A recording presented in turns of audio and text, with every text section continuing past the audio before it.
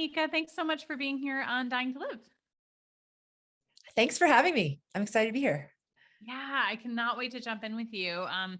First, I want to do just a little land acknowledgement though. So for me here in Seattle, and I know that you are in a different place, but I would like to acknowledge that we are on the traditional land of the first people of Seattle, the Duwamish people past and present, and honor with gratitude the land itself and the Duwamish tribe.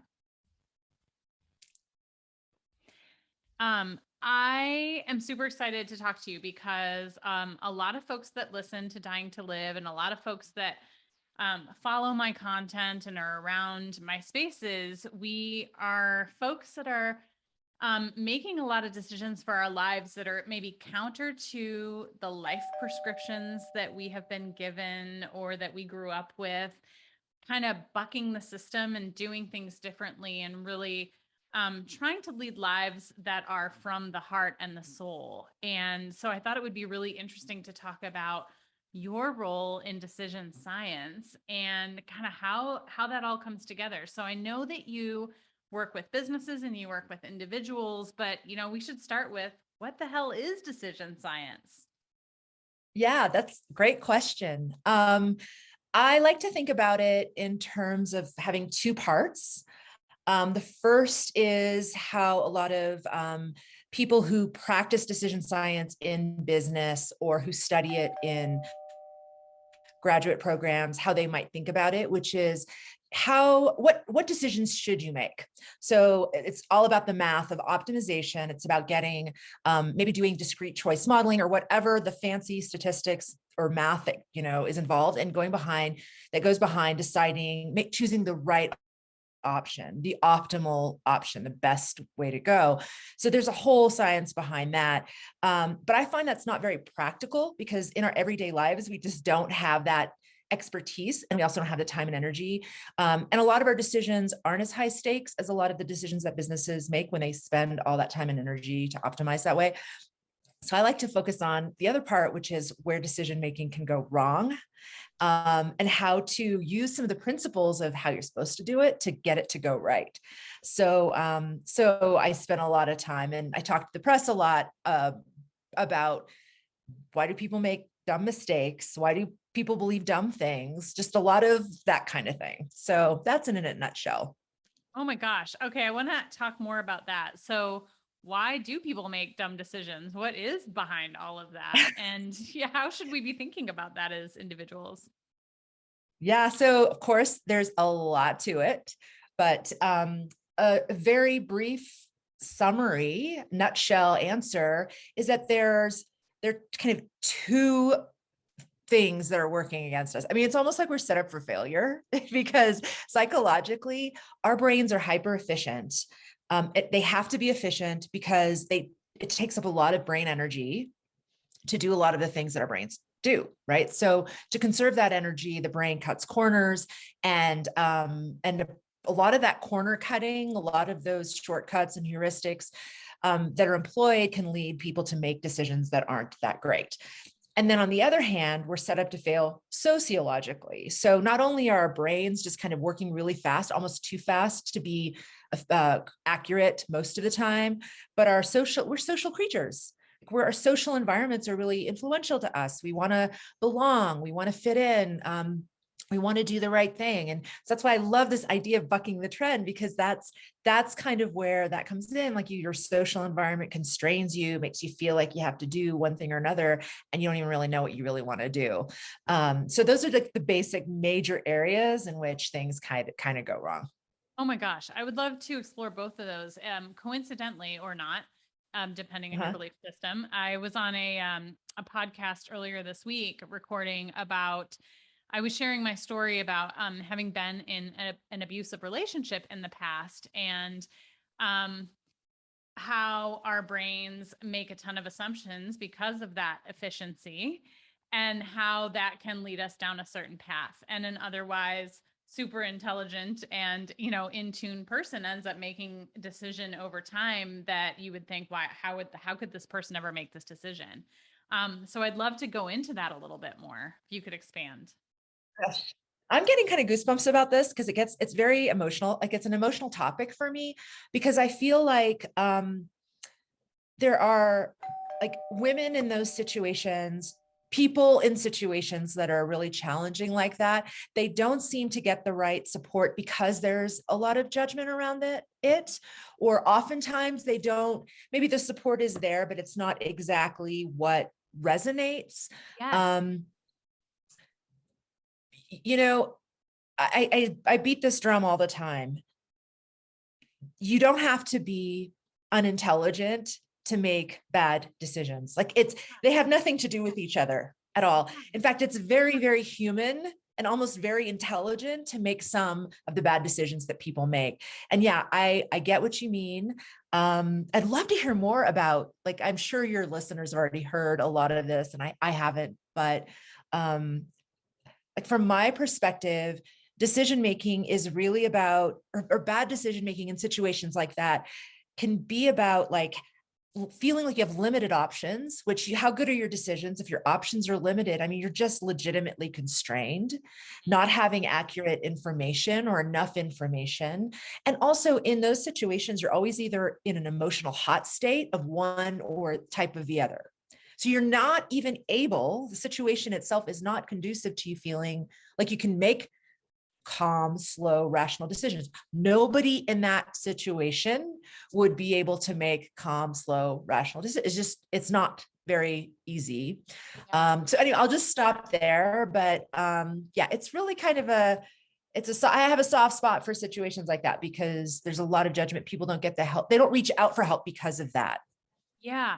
Yeah. Okay. I love this topic too. I actually haven't shared about this very much and not here in this space. And I think it's interesting when something comes up twice in a row like this or more, it means that there's a space, there's somebody that needs this conversation. So let's have it. When I said, I'm an intelligent person and yada yada, that is the information that society gives us about how could you get yourself in this situation kind of thing. And that is so tough then to extricate yourself out of a situation because you've been fed that information. And because to your point, I think because you are always in that emotional heightened state, you're right. There's no space to kind of ground and get to a place of really grounded decision making, really. Right. And I think those situations are also very complex. I think the human brain has a tendency to see things very as simply as it possibly can. This is part of the human efficiency, like the brain efficiency. Um, that when we, like, even if we're hearing a story about a relationship, a girlfriend's relationship that isn't abusive, like we automatically draw conclusions about what happens. Like, oh, that exact same thing happened to me once. It's like, how do you know that? Like, you've only heard like half the story. You only know part of the situation. We like to jump to conclusions and think that we know it all. And I think from the outside looking in, it's really not like automatic for people to see or to want to understand the nuanced complexity, the gray that goes on in relationships like that. And I've actually paid attention to therapists and like have read books by a particular guy who his name is Dr. Conti. And what he does is he really helps, his focus is on helping abusers not be abusive, like help people with dealing with rage. And when you listen to him, you see how complex these people are.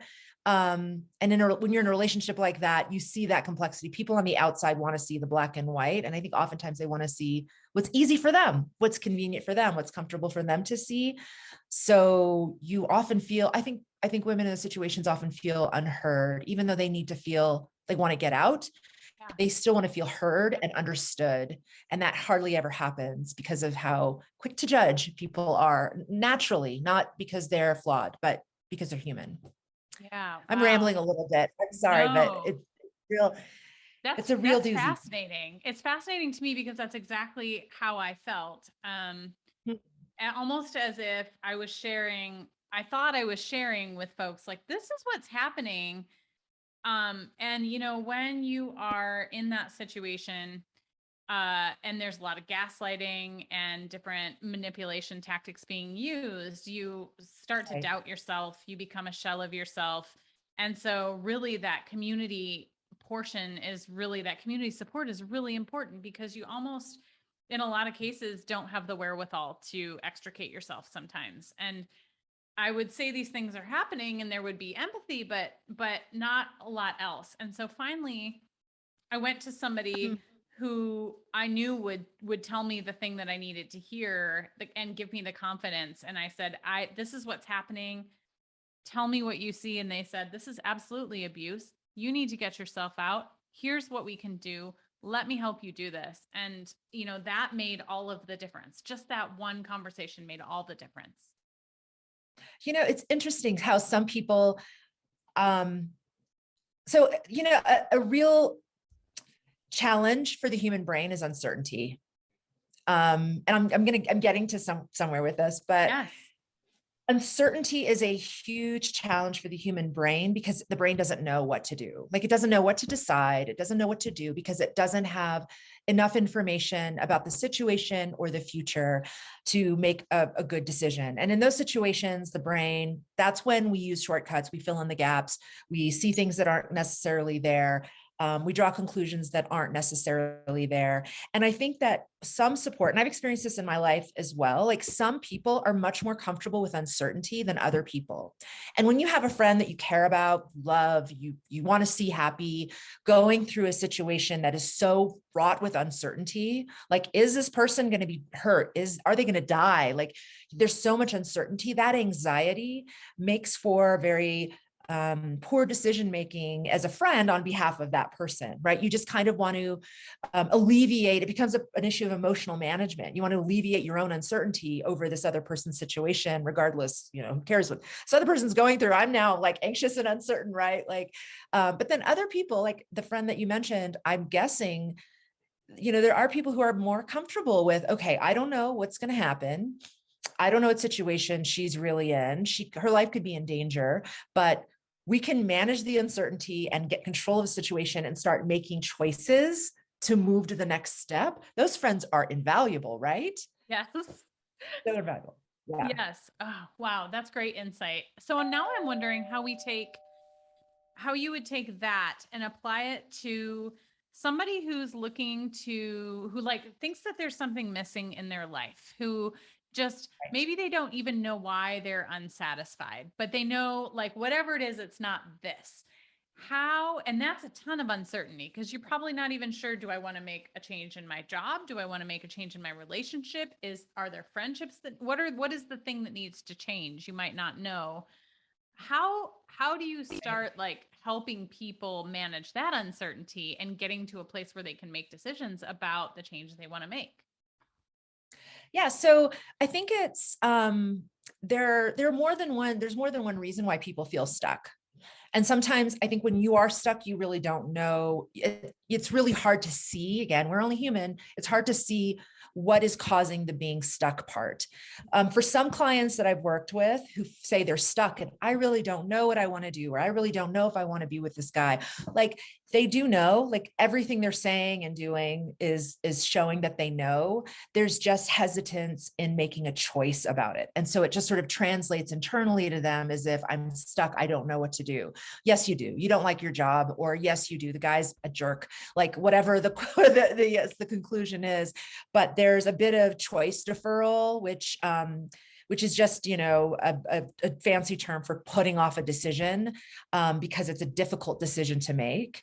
And decisions are difficult for a bunch of different reasons. Sometimes whatever options you're seeing in front of you, they all have too many negatives, like stay with the guy, I'm going to be unhappy, leave, I'm going to be alone. Like, those decisions you kind of put off and you feel stuck, but really they're just hard decisions to make.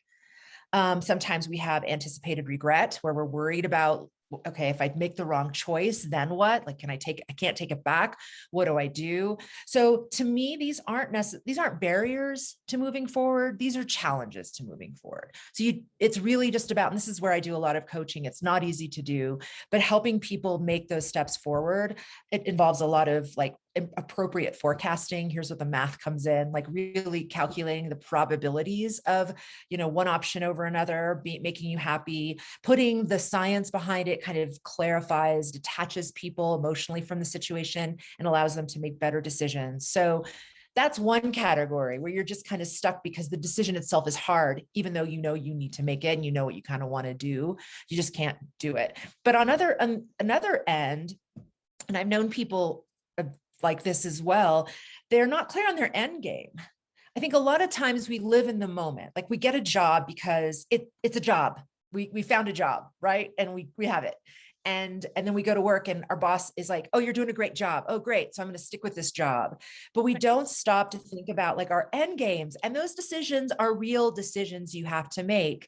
They're not just, oh, I want to be happy. That's my goal. No, it's how do you optimize your chances of achieving whatever it is you want to achieve.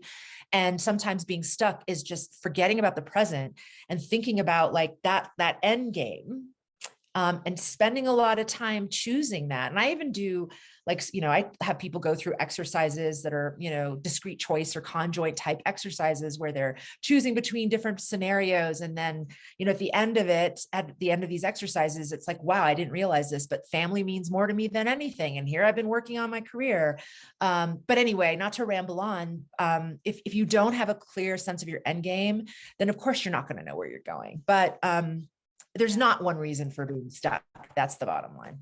Yeah. We in my realm, we talk a lot about the best way to kind of figure out how to get unstuck is to exactly what you're saying, be really clear on what your hell yeses and your fuck nos are. And so Yeah.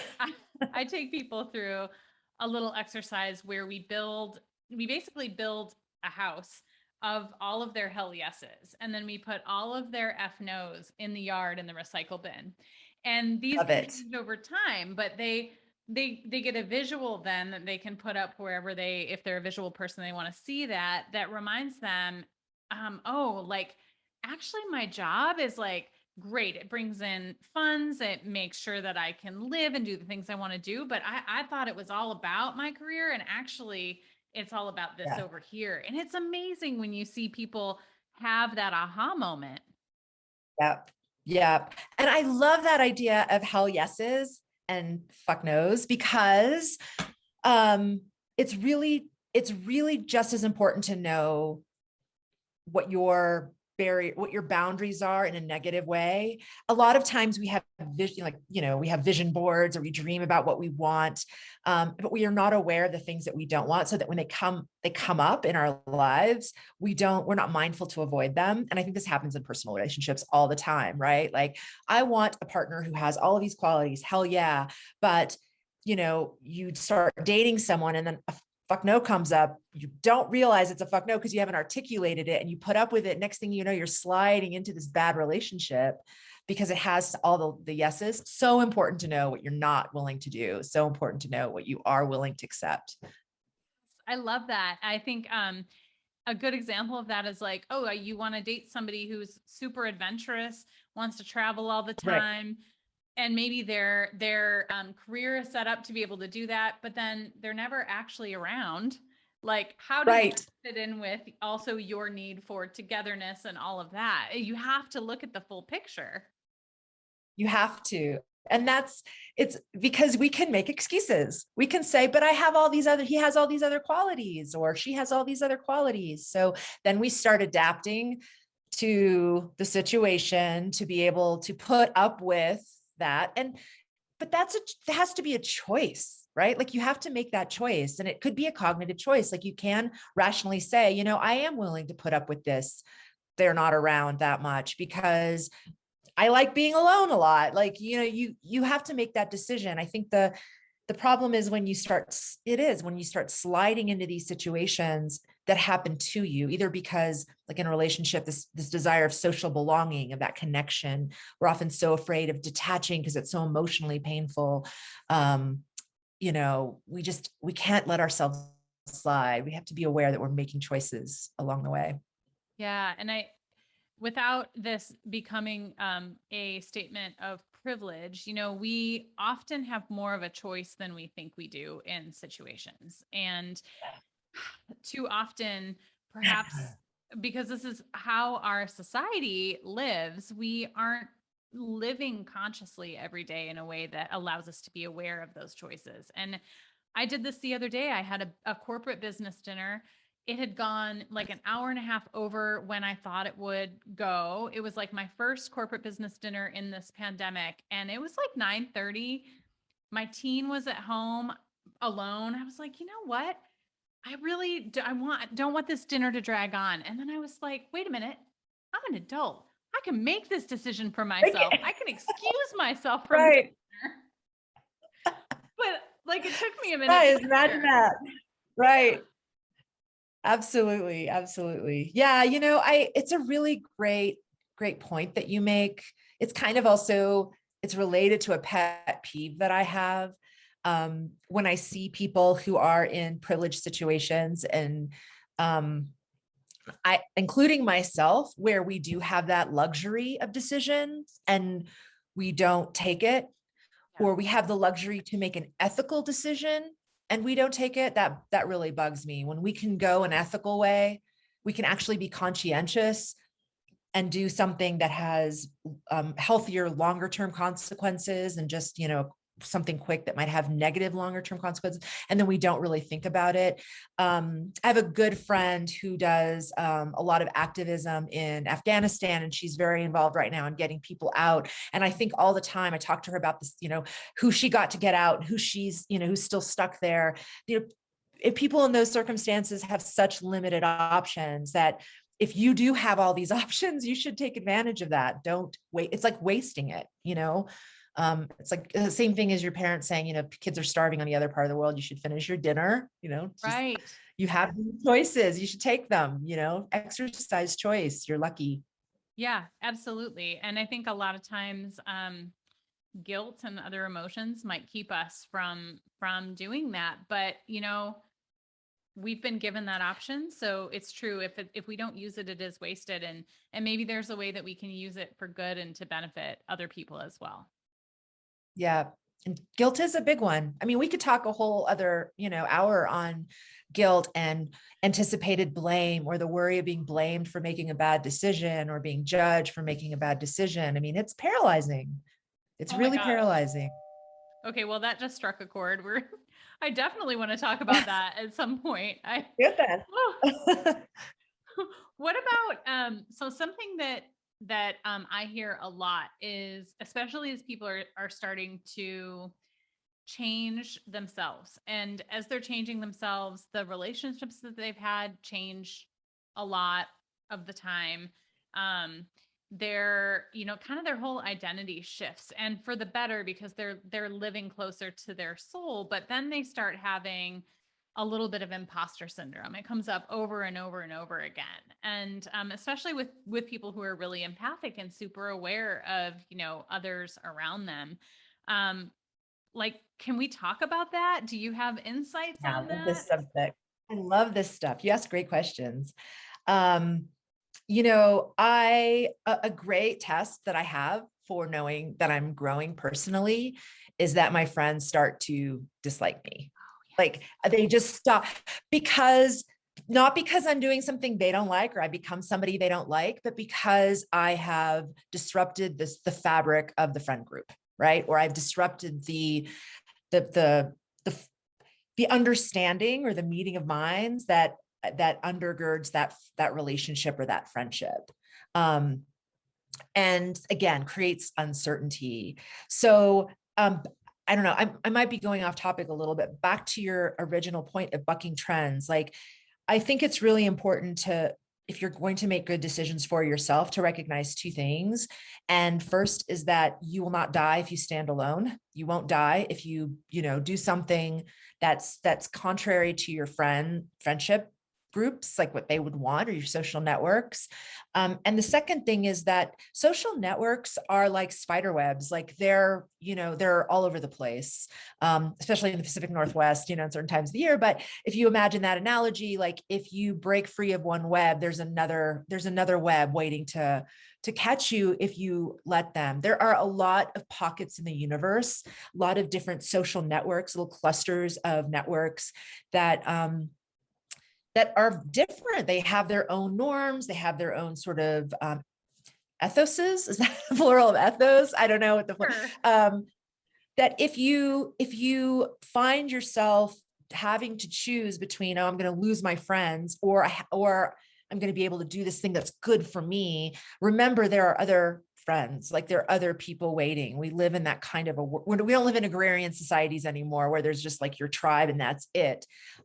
So don't be afraid to be alone, and don't be afraid to find other groups. And to the point of imposter syndrome, I wrote about this on my website. I have a real a problem with that word. Aside from the fact that it's been used primarily to to refer to women and minorities, right? Yeah. First of all, it's like, okay, like we're the imposters. We're always, even if white men are out of their element, they're not imposters. They're the norm. We're the imposters. But setting all of that aside, like just even forgetting about that, it's really also, again, it comes back to uncertainty. If you are in a situation where you're not sure, if you're uncertain about the norms, the expectations, like in a new role at work or new friendship group or new relationship, if you don't know what good looks like, if what acceptable looks like, if how you're going to be judged isn't really clear, then you really don't know if you're doing the right thing. You don't know if you fit in, or if you're doing the right job. And I think oftentimes our brains draw the conclusion that, okay, I don't belong because I don't know. But I like to turn that on its head and say that's just uncertainty from lack of information. And lack of information is there because you're stretching yourself. Like, how many times have you felt like an imposter doing something you do every day that you know really well? Like, I've never felt like an imposter, like making a salad, because I do, I can do that, right? Like, but I'm not a chef. I'm just comfortable with what I'm doing. So Right. if you feel like you're out of your element, like, oh, do I belong here? It's an opportunity to, you're in a growth opportunity. You just have to take it. Yeah, you And got to to step feel into like your you don't, power. you have to step into your power, because you can pull, and if you can't pull it off, if you don't belong, okay, whatever, you find someplace else to go, you don't, it's not the end of the world. But it's such a negative thing. And I think when you think about imposter syndrome, I think it's a really positive situation to be someplace new and stretching yourself and all of that.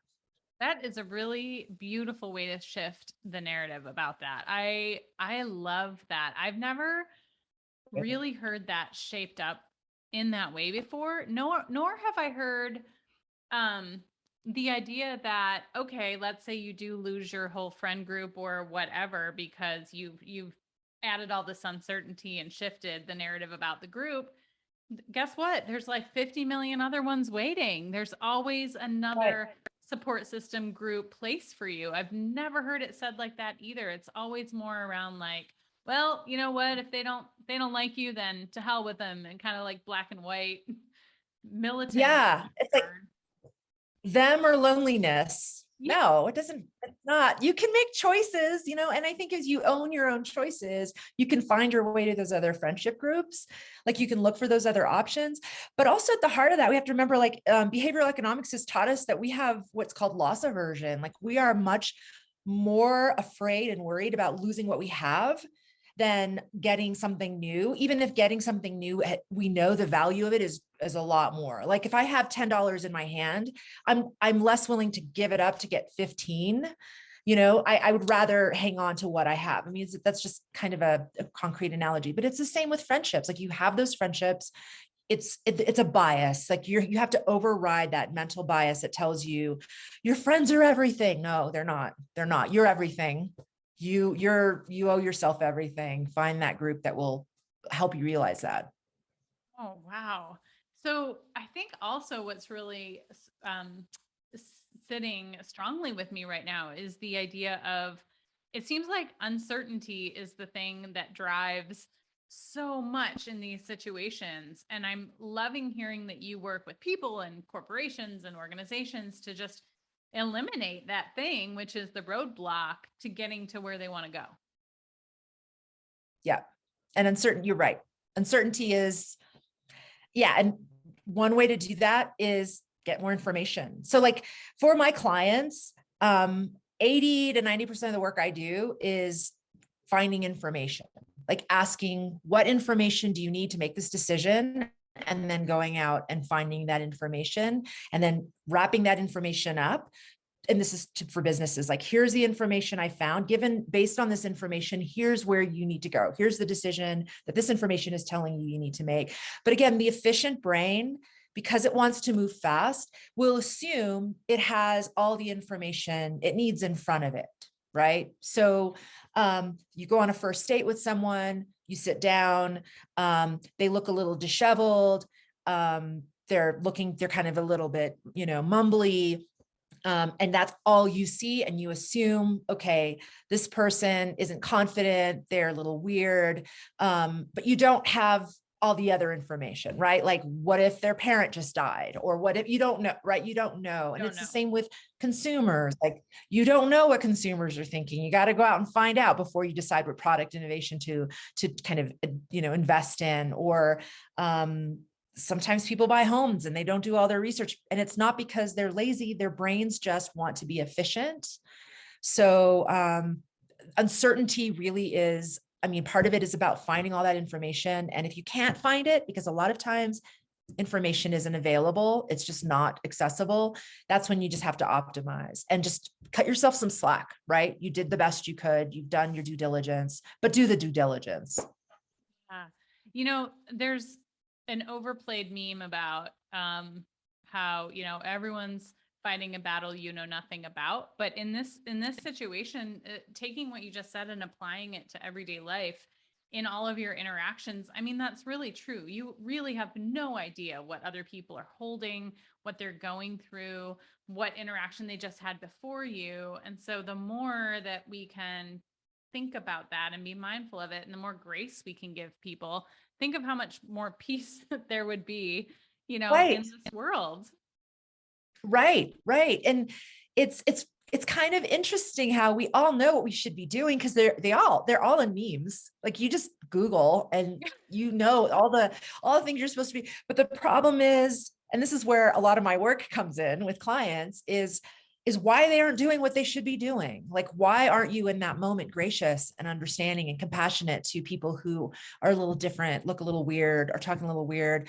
I'm not saying everyone who is different, is awesome. Sometimes they're creepy, like legit, like, predatorial, but to draw that conclusion, rapidly, you could be, you could be in front of someone who's in an abusive relationship and needs help, and you would not, you would not heed that cry. And that's a tragedy. Yeah. Well, I'll give you an example of a snap judgment of the same sort that I made one time that ended up being really funny. So I'm at a formal dinner. It was at a place that was celebrating like the greatest explorers of the world, but most of them were in the scientific world specifically, so not well known, doing amazing things, but just no one knows about them. And I walked up to someone and said hello, and just looked like an everyday person. And he told me his name. I didn't know it. He said, "Oh, I'm that Rover guy." I was like, "Rover, like the pet walking, whatever." Anyway, Right. sit down, go through dinner. Nope, inventor of the Mars rover. Oh my gosh. Oh my Speaking, gosh. kind of disheveled, like just an everyday person. And my mind was just like, "Oh, this is nobody. This is no big deal. It's just a person like me." Nope. Right. Oh my gosh. Yeah. I'm sure. Okay. But at least you knew. How many people have you met where you never found out they were like the Rover guy? You know what I mean? Like, how many people do we meet?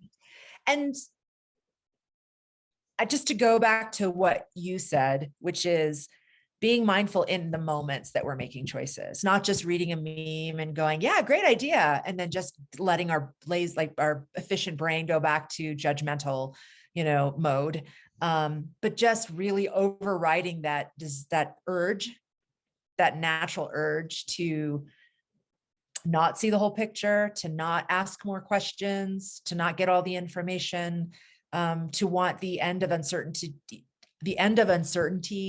to come so quickly that you might conclude, oh, this is nobody. Like, I've just decided they're nobody, right? Like, they're not important.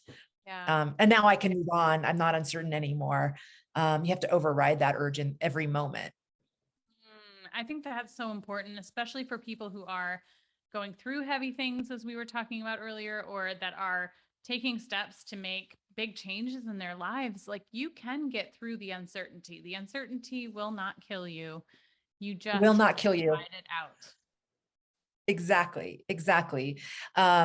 Especially because we are not, well, again, this is the world of privilege we're living in. We aren't living in the jungle where our version of uncertainty is, what's that sound? Is that a wild animal, ready to kill me? It's, does my boss like me? Like, that's not going to kill you if you don't know that, right? Our version of uncertain things is not going to kill us if we don't know that.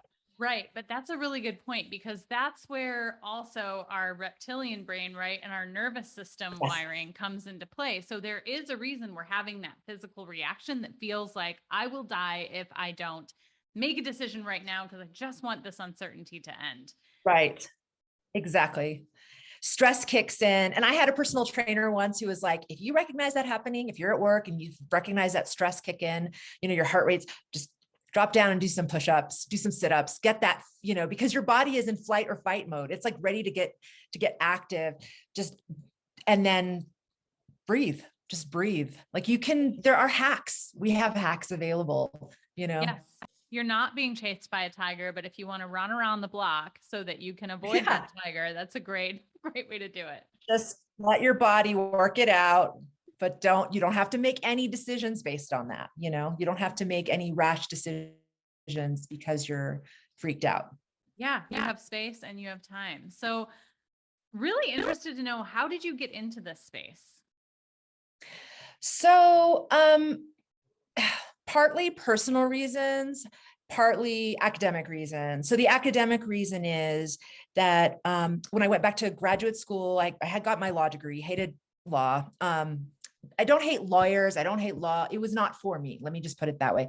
Went back to graduate school to study sociology and just fell into working with mentors and advisors at the University of Washington, whose areas of specialization were rational choice theory.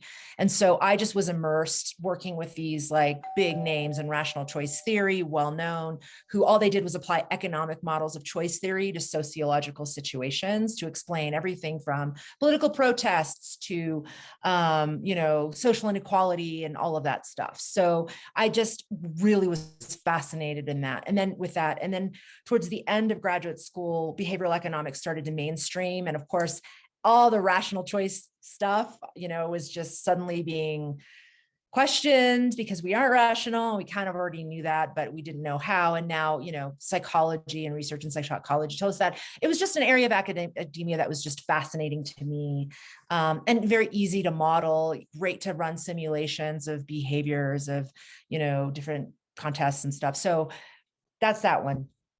Personally, in my 20s, I was basically a shit show. Like, I went through a really, really tough time dealing with depression, panic attacks, suicidal ideations. Like, I was just in an awful place. And I, went to therapy, and I'm, grateful that I was introduced to therapy, but the route that therapy took me on got me more stuck. And I'm not saying this is true of everyone. This is just what happened for me, is that I was diagnosed with certain things, labeled with certain things, and that became my identity, right? That was the expectation now, was that was who I was.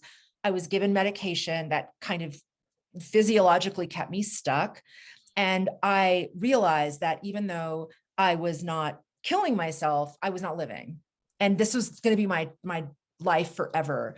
And it just one morning I woke up and I just thought, no, I can't do this anymore. And I don't know what it was. Something in my head said, you got to just make some choices here. Like, you can't keep letting other people make your choices for you. You've got to make some choices here. And I started making some choices, and long story short, here I am, no suicidal ideations, no panic attacks, perfectly balanced, happy, super great life. Because I realized the power of choice making along the way, and everything I learned about reading on my own, psychology, sociology, all of that stuff. It just was my therapy. It was my therapy, and it helped me get through some really tough spots. That was a very long answer. You can totally cut that down as much as you want, but there's power in choice making. It can change your life. I wholeheartedly believe in that. And that's why I'm doing what I'm doing. That is beautiful. I'm not going to cut that down at all. I think that's really, really helpful for people to hear, because I think oftentimes we aren't brought up in households where we have a choice, and not from a privilege standpoint, although certainly yes, but also just, sometimes all the decisions are made for us, and then we become an adult Yes. who doesn't really know how to make decisions. And so there is merit in understanding that we do have a choice and learning how to make decisions. It's not something that you just intrinsically know all the time.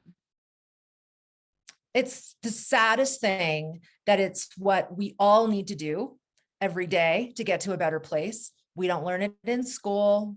Parents don't have that talk to us about decision making. We have no guidance. And again, that's why I do what I do. That's why I have my website. That's why I teach the classes that I do at UW. I really just I want people to be armed to live a better life, not just for themselves, but also, I think honestly, climate change is the way it is right now. Like, climate change is what it is because of choices that were made.